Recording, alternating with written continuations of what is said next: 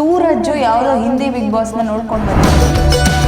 ಇಷ್ಟೊಂದು ಲವ್ 2 ದಿನದಲ್ಲಿ ಹೇಗಪ್ಪ ಸಾಧ್ಯ? ಸೂರಜ್ ಯಾವುದೋ ಹಿಂದಿ ಬಿಗ್ ಬಾಸ್ನ ನೋಡ್ಕೊಂಡು ಬಂದಿದ್ದಾರೆ. ಆ ಹಿಂದಿ ಬಿಗ್ ಬಾಸಲ್ಲಿ ತೇಜಸ್ವಿ ಪ್ರಕಾಶ್ ಮತ್ತೆ ಒಂದು ಕಪಲ್ ಇದ್ದಾರಲ್ಲ, ಸೇಮ್ ಅದನ್ನೇ ಇಲ್ಲಿ ರೀಕ್ರಿಯೇಟ್ ಮಾಡ್ತಾ ಇದ್ದಾರೆ. ಇಷ್ಟೊಂದು ಲವ್ 2 ದಿನದಲ್ಲಿ ಹೇಗಪ್ಪ ಸಾಧ್ಯ? ಇದು ಡುಬಾಕ್ ಜೋಡಿ, ಇದು ಆ ಜೋಡಿ ಈ ಜೋಡಿ ಅಂತೆಲ್ಲ ಕಮೆಂಟ್ ಬರ್ತಾ ಇತ್ತು. ನಿಮ್ಗೆ ಏನು ಅನಿಸ್ತು ಒಳಗೆ ಆ ಸೀನ್ ನೋಡಿ? ಆಕ್ಚುಲಿ ನೀವು ತುಂಬಾ ಶಾಕಿಂಗ್ ಅಲ್ಲಿ ಎಕ್ಸ್ಪ್ರೆಷನ್ ಕೊಟ್ಟಿದ್ರಿ ಅಲ್ಲಿ. ನಾನು ಹೋಗ್ತೀನಿ, ನಾನು ಆಲ್ರೆಡಿ ಯಾಕಂದ್ರೆ ರಾಶಿಕನ್ ಜೊತೆ ನನ್ನ ಕನೆಕ್ಷನ್ ಬೆಳೆದ್ಬಿಟ್ಟಿರುತ್ತೆ, ಒಟ್ಟಿಗೆ ಇದ್ದಿದ್ರಿಂದ, ಮತ್ತೆ ಒಂದೇ ಬೆಡ್ಡಲ್ಲಿ ನಾವು ಶೇರ್ ಮಾಡ್ಕೊಳ್ಬೇಕಾದ ಪರಿಸ್ಥಿತಿ ಬಂದಿರೋದ್ರಿಂದ ಸೇವ್ ಆದ್ಲು ಅಂದಷ್ಟು ನನ್ನ ಎಕ್ಸೈಟ್ಮೆಂಟ್. ಓಕೆ ನನ್ನ ಫ್ರೆಂಡ್ ಸೇವ್ ಆದ್ಲು ಅಂದ್ರೆ ಇವ್ರು ಪಕ್ಕದಲ್ಲೇ ನಿಂತಿದ್ದೀನಿ, ಹಿಂಗೆ ಹೋಗ್ತಾ ಇದ್ದಾನೆ, ನಾನು ಯಾಕಪ್ಪ ನಾನೇ ಅನ್ಕೊಂಡಿದ್ದೀನಿ ಹತ್ರ ಹೋಗ್ಬಿಟ್ಟು ಏಕ ಇಷ್ಟು ಅಂತ ಹೇಳಿದ್ದೀನಿ.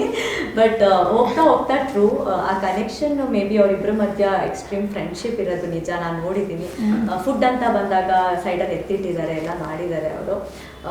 ಆದರೆ ಅದು ಎಲ್ಲೋ ಆಟಕ್ಕೆ ಮುಳ್ಳಾಗಬಾರ್ದು. ಯಾಕಂದರೆ ಜೆನ್ಯೂನ್ ಆಗಿದ್ದಾಗ ಜನರು ಅಕ್ಸೆಪ್ಟ್ ಮಾಡ್ಕೊತಾರೆ. ನಿಮಗೆ ಗೊತ್ತು ಒಂದು ರಿಯಲ್ ಕಪಲ್ ಅಂತ ಬಂದಾಗ, ಯಾಕಂದರೆ ನನಗೆ ಫೇವ್ರೆಟ್ ಕಪಲ್ಸ್ ಇಡೀ ಬಿಗ್ ಬಾಸಲ್ಲಿ ಅಂದರೆ ಅರವಿಂದ್ ಅವರು ಮತ್ತು ದಿವ್ಯಾ ಹುಡುಗ ಅವರು. ಯಾಕಂದರೆ ಅದು ರಿಯಲ್ ಕಾಣಿಸ್ತಾ ಇತ್ತು.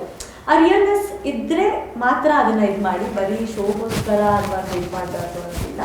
ಫ್ರೆಂಡ್ಶಿಪ್ ಹಾಗೆ ಇದ್ದರೆ ಹೊರಗಡೆ ಬಂದು ಉಳಿಸ್ಕೊಳ್ಳಿ. ಗೊತ್ತಾಗತ್ತಲ್ಲ ನಿಮಗೆ, ಹೊರಗಡೆ ಬಂದು ಅವ್ರ ಫ್ರೆಂಡ್ಶಿಪ್ ಆಗಿ ಉಳಿಸ್ಕೊಂಡಿದ್ರೆ ರಿಯಲ್ ಇತ್ತು, ಇಲ್ಲ ಬರೀ ಶೋ ಮಾತ್ರನಾ ಅಂತ. ಬಟ್ ಸ್ಟಾರ್ಟಿಂಗ್ ಅಷ್ಟು ಬೇಡವಾಗಿತ್ತೇನೋ, ಈಗ ಅಟ್ಲೀಸ್ಟ್ ಅಷ್ಟೊಂದು ಮಾಡಿದ್ರೆ ಒಂದು ಕನೆಕ್ಷನ್ ಬೆಳೆದಿತ್ತು ಅವರಿಬ್ರು ಮಧ್ಯ.